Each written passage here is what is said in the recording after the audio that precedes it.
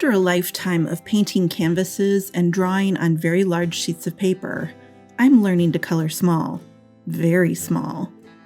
This watermelon is just a little over 1 inch tall. This is an experiment.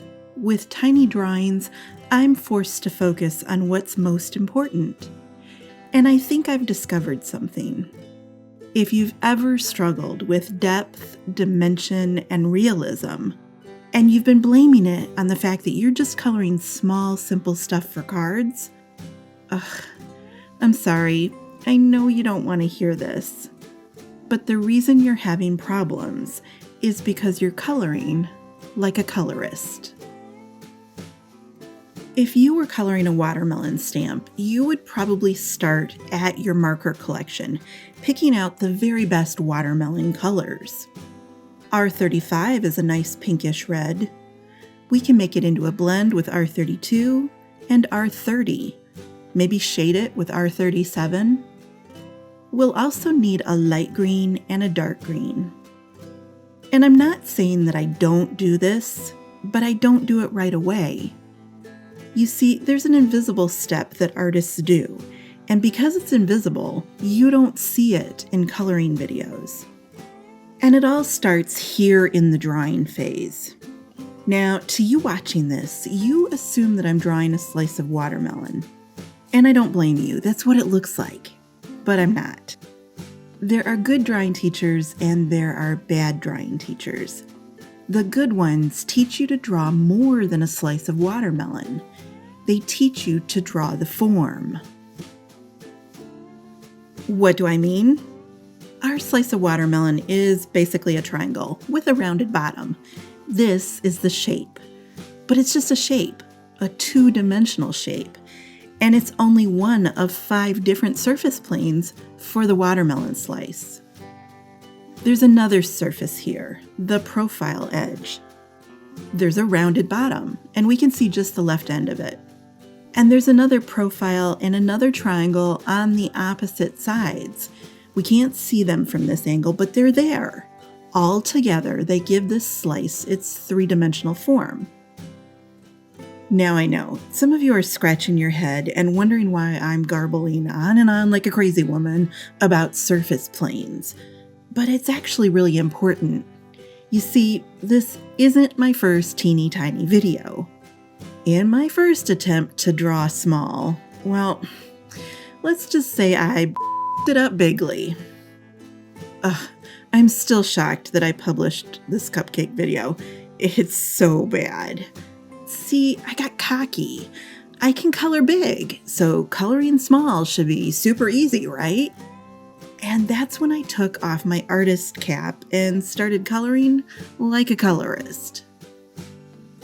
When you sit down to color a watermelon stamp, the first thing you do is find the most watermelon-y marker colors. Then you'll take that marker blend and start coloring in the various shapes, which is exactly why you have depth and dimension problems. You're thinking about how to fill a shape, and shapes are 2-dimensional. Of course your coloring looks flat if you're coloring flat shapes. And that's kind of what I did on this stupid strawberry cupcake, because I threw my brain out the window and I tried to go simple. Instead of coloring the form, I colored a simple cupcake shape and then a frosting shape. And you can hear it in my voice in that video. I'm trying to make the best of a bad situation as that cupcake gets worse and worse and goes way downhill. All over the internet, you'll find these weird little technique tutorials where a colorist shows you how to shade shapes to make them look kind of dimensional. When I simplified the cupcake, I fell into that same colorist thinking. I forgot about the form, which is weird because I've created an entire coloring school full of classes which are all about coloring forms, not shapes. I mean, I teach this stuff for a living, and yet I stupidly ignored everything I always teach in favor of flat thinking. Don't ask me why. I don't know. But I learned my lesson. The difference between this cupcake and this slice of watermelon is that only one of them focuses on the form. Okay, so we've got the watermelon drawn. Now let's color the form. And this time, instead of mindlessly coloring shapes, I'm keeping my eyes on the prize. I'm going to simplify my coloring rather than simplifying form into flat shapes. So I've got that little rounded triangle filled in with the lighter green, and now comes the stripes on the watermelon. I'm using a pointillism technique because that just kind of mimics to me the amount of detail that I can see in the photo reference. They're not actual stripes, it's kind of like little blotches of color. And the pointillism technique helps to kind of send that blotchy message. Just dotting through. I don't need a ton of stripes, nothing extravagant. And honestly, I don't think a lot of people are going to be looking at this part. So there we go, green and green, simple combination, done. Now let's pull over my red combination. I'm going to start with the surface front triangle of the watermelon here.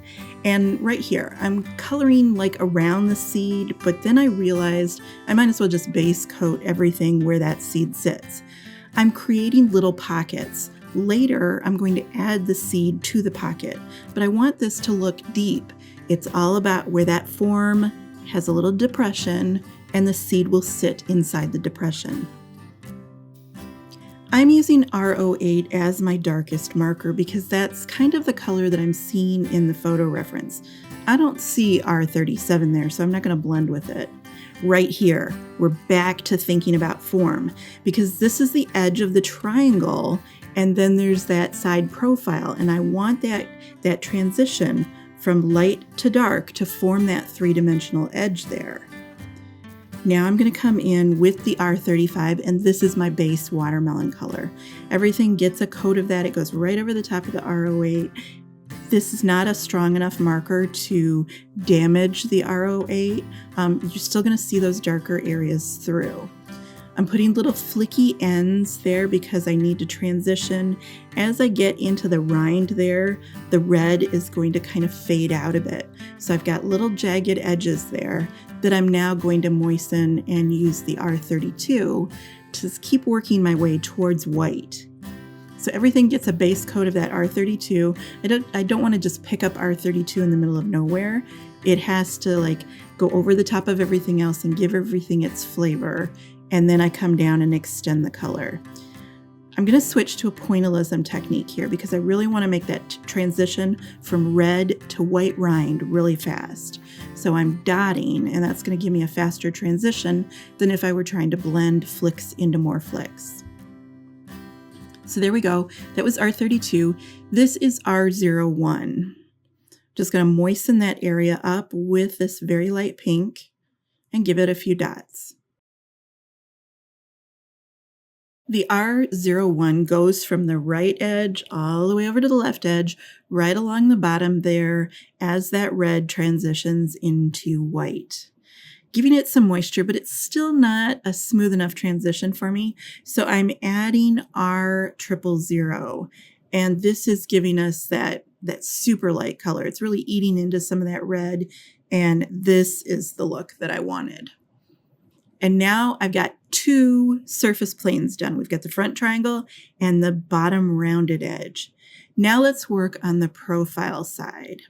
Back to that R08, there's a little bit of a cut in the watermelon here. So I'm adding in the darkness that sits right inside that cut. And then there are some little seed pockets, adding those with the point of my marker. Ever such light touches there. R35 is the main color of that watermelon, the fleshy color. Continuing along that cut stripe there, and then I'm going to work my way upward. And I'm looking at how that form connects to the triangle. And then off here on this far edge, darkening that side. And then down from the cut. And I'm using these little landmarks, the seed pockets, the cut. I'm using all of that to determine how far down or how far up I take the color. But first and foremost in my mind, I'm still always thinking about that surface and making sure that the color is servicing the form, not the other way around. I'm tracking the landscape of the watermelon. I'm not just blending color. It's going in specific places, and that's what's creating the realism. So you saw me give it an extra boost of that R35. I'll admit it, I'm not perfect every time, and R32 to R35 is one of the blends that I almost never get right the first time. So I usually I start to moisten it with the 32, it doesn't blend, so then I come back and add 35. I eventually get it, but this is a hard one. Okay, so let's add those seeds. I'm using a Tri Plus fine liner pen. This is a 0.7 millimeter, and the color is brown number 76. And you'll notice as soon as I draw these little seeds inside the pocket, they immediately look recessed because of that area of R08 that I put down before. Now let's move to the pencil work, and I'm using Pablo pencils here rather than my usual Prismacolor. These are a firmer pencil. I can sharpen them. They'll hold a firmer point, and so that allows me to get smaller details. The color here is called Violet Purple, or Purple Violet. Yeah, one or the other. And I'm using that to kind of darken that far side, but I'm also deepening the pockets. And then I'm looking at the form, and I'm looking at how that cleft, that cut area, works its way into the side of the watermelon. Just kind of sculpting the form here with color. That's why they call this color sculpting. This is Indian red, and I know it looks bright red on camera, but in real life, this is a dirty red. It's a shady red. And this is the first time that I'm actually thinking about shady color. Up until this point, I've just been thinking about the landscape and kind of cruising my way across it with Copics and the purple pencil.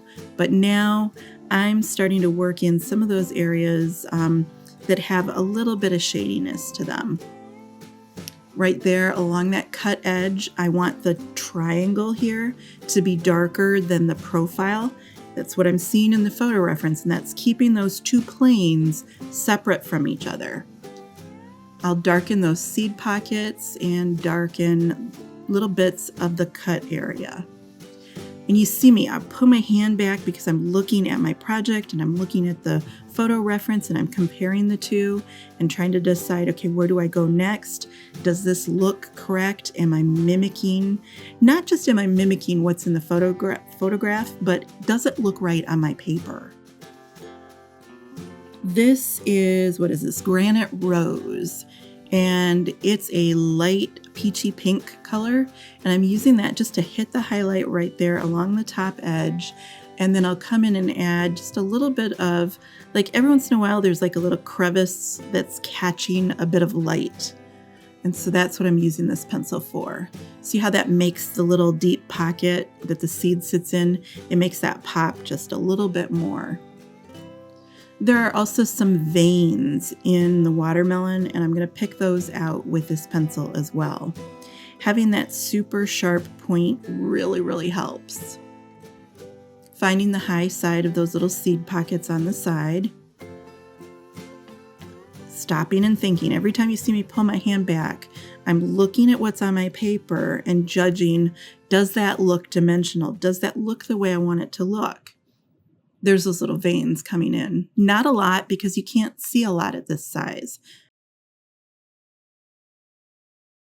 Okay, let's work on that rind. So the rind actually runs all the way over to the other side, but I didn't want to do that with my big fat Copic.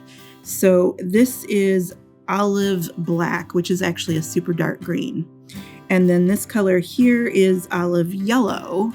And you'll notice that on watermelon, the green of the exterior, it kind of leaks into the rind a bit. And so that's the softening that I'm adding there. just bringing that yellowish green upwards into the rind towards the red. Now I'm shading. On the underside there, I'm adding a very strong hit of like a slate gray color. And then here's a little bit of white highlight on each one of those seeds. Okay, so I'm going to come in one more time with that purple violet, and I'm adjusting the form of those seed pockets, just kind of pushing them in deeper, just a little bit more contrast between the red and this kind of purple shady color. Thinking about the form again, and I need to shade this side of that triangle here. So this is a Prismacolor pencil because they don't make this color in Pablo. It's grade lavender, number PC1026, and I love this color. I use it a lot, and that just kind of shades that white pithy area and makes it look like the form is turning. Now let's do the cast shadow. So here's that dark gray pencil again. It's the same color that I used to paint the underside of that green to make it look like it was a little bit dirty and shadowy under there. Now, I know on camera it doesn't look like I'm adding a lot of color, and in truth, I'm not adding a lot of color, but it is a little bit stronger in real life than what I'm seeing here in the playback. It looks like I'm spending a lot of time doing a lot of nothing, but I actually am putting a cast shadow underneath there. It's darker right where the watermelon touches the table. That's the occlusion zone where there's lots of color. And then as a matter of fact, I'm going to put some of that olive green, no, it's called olive black. And that color is going to go down in that occlusion zone and really make it look like it's super dark. There's no light hitting the table down there. Just softly buffing that in, giving the shadow a hint of that green flavor. And then back to the dark gray color. Just softly working that out towards the edge, increasing the color of the shadow gradually so that I can always stop when it feels correct. Now that you've seen the watermelon process and how dimensional thinking creates dimensional form, it'll be helpful to watch the full strawberry cupcake video. Even if you've watched it before, try watching it again with the sound down. This cupcake is exactly what happens when you turn off your brain and color shapes using shortcuts. So watch me color the strawberry shortcake here and watch me fail at capturing the form.